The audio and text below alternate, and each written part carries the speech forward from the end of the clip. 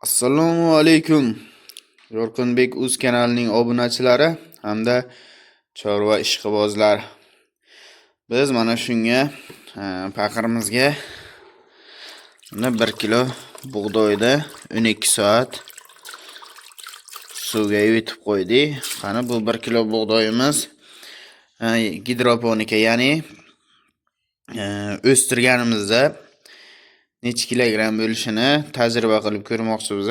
Keyin bir kunga necha kilogramm yoki necha yuz gramm chorvamizga berishimizni rezultatini ko'rish maqsadiga mana shu 1 kilo bug'doyda o'stirdik.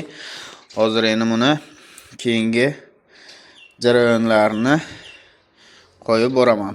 Hozir buni olamiz suvdan va mana bu laliga bug'doyni tashlab olib o'sish jarayonini sizlarga har kun video qilib boraman. Agar qiziq bo'lsa videoni kuzatib boring, obuna bo'ling va bir dona like bosish esdan chiqib qolmasin. Xo'sh, mana buni bug'doyimizni patnisimizga ham so'roldik. Mana bu latlarni namlab turib ustiga yopib qo'yamiz.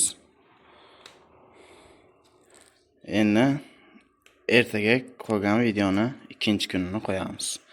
Rahmat, sog' bo'ling, salomat bo'ling. Qiziq bo'lsa obuna bo'lib kuzatishda davom eting.